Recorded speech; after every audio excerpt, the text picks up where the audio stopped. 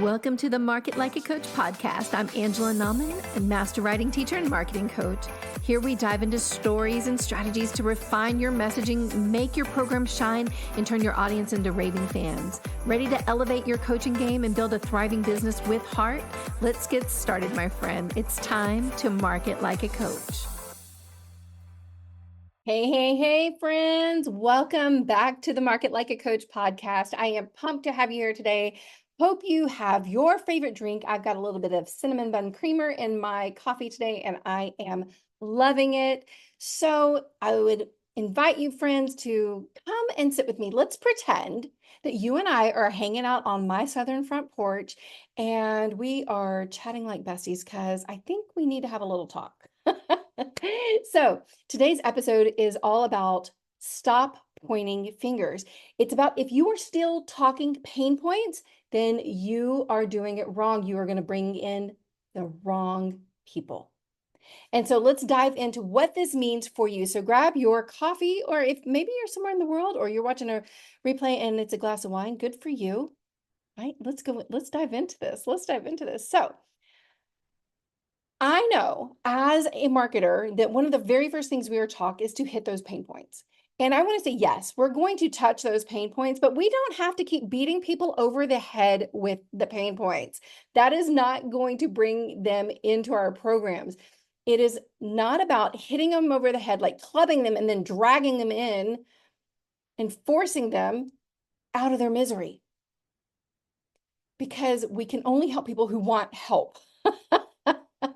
Right? Does this make sense? So I know this can kind of sound harsh, but I want to say this with love. And I'm going to share with you a story that really kind of paints it home. When I started thinking about this topic, I had this moment where I remembered a time in junior high school. We had just moved to the area the May before junior high started. So I did like 1 month at a brand new school in May of going 5th grade. And then the next year I was hit 6th grade and I went to the junior high school. And so what was I then? Probably 12, 13. And here I was in new school, practically, it was a junior high. So all different elementaries came together into this one school. And I got to meet people, right? But the first day, you know how it is the first day. Like if you don't already have a friend group, the first day you're just kind of looking. And I met a girl in class. We'd walked from class to lunch. We kind of talked a little. We ended up sitting down for lunch together. Fine. But as the weeks go on, the month goes on, what I noticed is she's a big negative Nelly. I liked her. I was kind to her, but I'm a nurturer. So she really liked me. Why? Because I was about listening to her problems. I was about trying to make her feel good in it. Did she want to solve her problems? I don't, looking back, she probably didn't believe she could, right? I mean, I hung out with her. I didn't have many other friends. The wild stories she shared about her family sure grabbed my attention, right? But as a month went on and I began to meet more people, in my classes and in band and all the things I was in, I got to this place where someone said, hey, come sit with us. Now, the girl that invited me to sit with them was just down the table, like 6 feet down the table. Like we were at the end and they were in the middle of those long, remember back in the day, those long tables on the in the cafeteria? And I was like, that sounds perfect. We'll just slide down. And I said, can I invite so-so to come? And she's like, yeah, sure. The more, the merrier. This is the kind of people I wanted to hang out with. Just fun. They're having fun over there. They're talking, they're laughing, they're having a good time. Let's go have some fun. So I approached I'm gonna call her Negative Nelly, and said, hey, so-and-so invited us. Let's call her Smiling Susie, invited us to come to scoot down the table and join them. Let's do that. Well, why? I'm like, well, I just think it'd be fun. We get to know some more people. I'm new. I've met her. She's in class. We have a good time. I think it'd be good. And you'll get to know people. We'll both know people, more people, right? And just saying that, I had this little thinking feeling like maybe she was new too. I can't remember. But she said no. She said no. She did not want to get out of her pain. She wanted to stay over there in her pain. And she wanted me to stay over there in the pain with her. And then I was like, look, I'm going to go sit down there. And she's like, but why? And I said, here's the thing. I think number one, it'd be fun. I think number two, it'd be good to meet more people, get to know more people here in this school. And number three, sometimes you can just do nothing but sit and complain. And I don't want to just be rolling around in this pain. And I don't think I worded it like that, but basically that's what I told her, right? That came out however a 12-year-old girl would say it, right? And so that's where I was. And I said, just come sit with us. She did not that day. She sat over there miserable, pouting. I moved down. And I felt bad for her. I really did. But I hadn't tried to include her, and it was the right move for me. It was the right move for me. And I think eventually she slid down and sat with us or something, but it took her time. And here's why I think this is important for what we're talking about here with hitting the pain point. When you focus too much on pain and pain points, you're basically pointing fingers at them. You're basically like, imagine they have a sore on their skin and you just keep putting your finger in it. They know they have pain. And the people that want to roll around in their pain are not going to scoot down the table and sit with the people having a good time. And so if you're wanting people to come into your transformational coaching program and get transformation, you have to talk to people who want transformation, not the people who want to roll around and poke at their pain. So it's about speaking to results. It's about speaking to transformation. It's about speaking to people with vision, with possibility. And so what is happening, the reality is, it's not that we need to switch niches, right? A lot of times we think our messaging is not working. Oh, we need a different niche. Well, it's not that we need to, that it's the wrong people. It's not that we need to redo our messaging all the time. Sometimes we do need to redo the messaging. Yes, absolutely, it can be the messaging. Sometimes it's just we're talking to the wrong people. We're saying the wrong thing because what we're doing is we're talking about the pain instead of the possibility. So let me paint a picture for you. You're over here. You are pointing out every little pain. You are like the pain detective, and you're like, hey, woohoo, I'm the doctor. I can solve your problem. And they're over there thinking, okay, I get it. I'm stuck, right? Imagine it's weight loss. They're like, look, I get it. I'm overweight. You don't have to tell me, right? They're almost offended versus inspiring someone, right?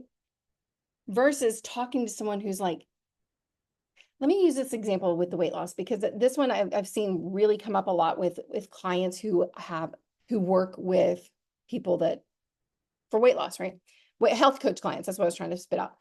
So imagine you sell weight loss. Okay. You sell weight loss. Now, if they don't believe weight loss is possible, will they ever buy your stuff? Never. So if you're over here talking to people about how bad it is to be overweight and why you should be losing weight, but they don't believe they're going to lose weight, they're just over here miserable in their pain, then they're going to stay over here miserable in their pain.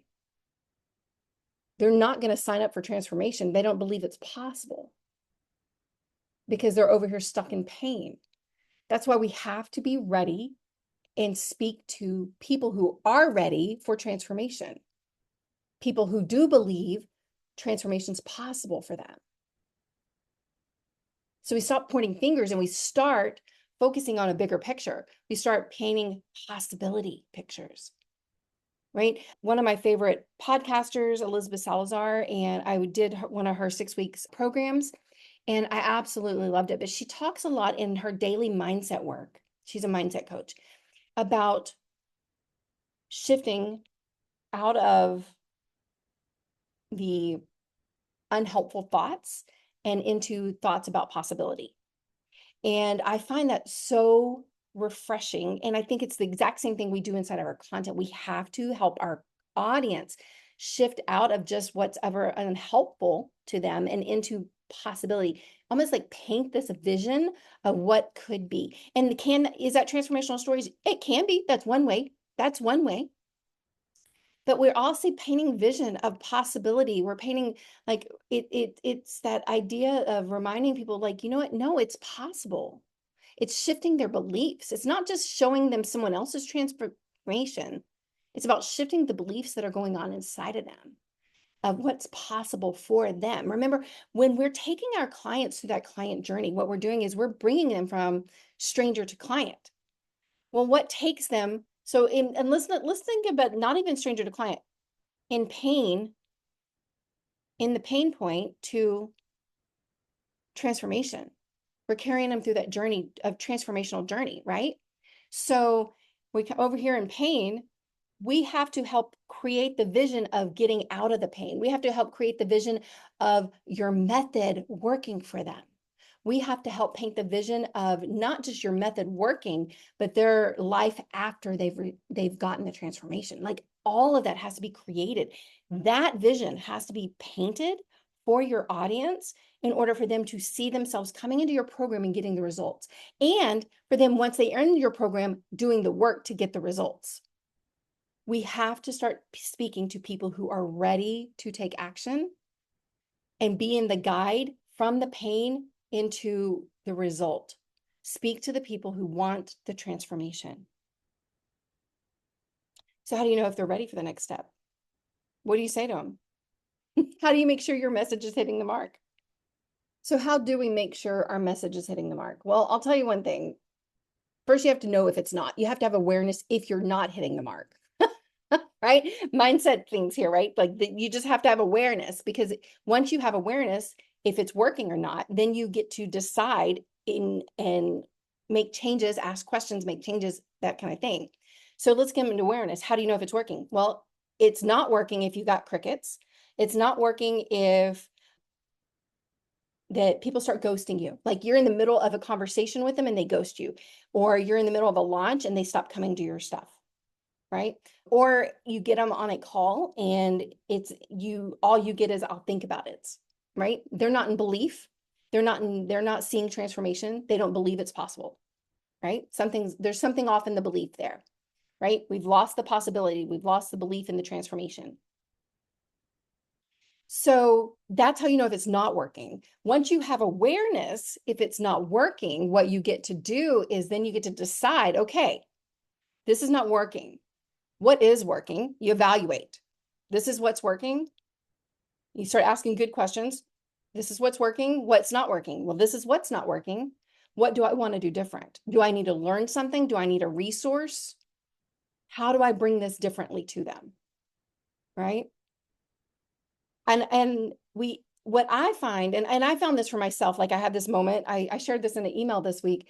I had this moment where I'd gone through 13 consults and only one person had signed up those 13, and she knew my sister. She knew my sister, so that like it was more referral than it was. The other people had come from content. But what had happened is I got people, they were the wrong people. They were not the ideal client. They were rolling around in their pain. They weren't really looking for a coach. They were looking for something free, right? They weren't looking to do work to get their results. Definitely weren't looking to pay for it. Right? They didn't, and really looking back, I can see from those conversations, and I can still picture the people I talked to, that they did not believe they were going to get the result. And there was a couple of things that happened for me then, and I'm not going to go into all of these right now because I think I've gone into one or two before, and I will go into more later that happened here. Number one, my offer and my messaging that I was producing with my content were not aligned, right? That was one thing. But why wasn't that aligned? What it was is it was my messaging was off, right? My messaging was off. It wasn't lined up to my offer, and it wasn't speaking to the right people. So I just wasn't getting the right people who the offer was designed for, because my messaging was off. So, and then we have to fix that. And so what is messaging? Messaging is the language you use. It's not just the slogans you use. It is not just the brand, right? Messaging is so much deeper. It truly is about how you're communicating. It's not just the big problems like, oh, you're not signing clients. No, it's the micro problems. It's the micro problems. So like, for example, oh, you're stuck in your business would be the general problem. And then it's like, no, the micro problem is very tangible. You sit down every week for 2 hours and you create content, and then you post it and no one hits like except your mom. Right? Do you see the difference in that? That is so much more tangible. It's a micro problem. The problem isn't just that you spend 2 hours on content. The problem isn't just that it's not converting. The problem is that the only person liking it is your mom. And she's probably not even your ideal client. That's a problem, right? It's much more microed. Well, I was going to say niche. It's much more niche, but it's really, it's more tangible. And it's more where the audience can go, oh, it's a hand raiser. The audience is going, that's me. That's exactly it. Only my mom hits like on my post. And I can use that example because that used to be me. That used to be me. So what we have to do is we have to kind of basically flip the script, right? We have to get more micro. We have to get more niched in that problem, more tangible. Let's say tangible instead of niche, more tangible. And then we also then have to show them that vision. We can't just give them the pain like we just talked about. We then have to create the vision and the belief shift of, yes, it's possible for you to get the result, and here's what it's going to look like. We have to do all that. This is where messaging, our marketing message, which I am a pro at, I think that comes from like the 18, 20 years of teaching writing, of just being in other people's writing and helping them pull out things from their themes and all that stuff when we're actually teaching writing and things like that, pulling out their main ideas and everything. Like, I just can see it. But when we combine this on point messaging, like it's what's the word I'm wanting to say?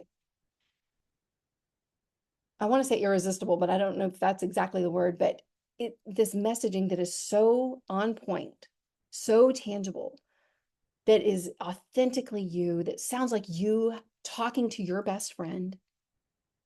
When we combine that with stories that move people through that client journey, magic happens, friends. And it works inside of a launch and outside of a launch. It works, because like, I'm going to just throw this out here. This is kind of like last week's podcast. It is, our launches, we have pre, mid, and post launch. And the stories we tell, the messaging we use all makes a difference. The actions we take, it's not just what you do that day, right? And our content surrounds all of that, supports the conversions. But it's also that way outside of it. The messaging and the storytelling makes a difference inside the launch sequence, pre, mid, and post. And then between launches, when we're just like having those few down months, maybe it's like around Christmas and you're like, what do I even post? Because I want to make sure I'm setting things up so when I do an event in January, everybody's ready to go. That it makes a difference. It's supporting all the time. Our messaging and our storytelling together help do the heavy lifting. Now, does that mean we don't have conversations? No. Does that mean we don't host our events? No. All of it works together. But when you leave one out, it's like it's like a three-legged stool. If you don't have one of the legs on the stool, what happens? The stool falls over. So we have to do this. All right, my besties, that's what I have for you today. That is the tea or the coffee or the wine, whatever you're drinking. Stop pointing fingers. Stop banging people in their pain points. That didn't sound right, does it? Stop hitting people in their pain points and start crafting vision for them. Start crafting vision. Start shifting their beliefs. All right, my friend, until next time, remember, you are a coach and you get to market like one too. Hey, my friends. Thanks for tuning in to the Market Like a Coach podcast. I hope you found today's episode valuable and inspiring. Remember, it's all about refining your message and elevating your content game so that you can thrive as a coach. If you enjoyed this episode, be sure to subscribe, leave a review, and share it with your fellow coaches. For more tips and strategies and resources, visit me at angelanauman.com.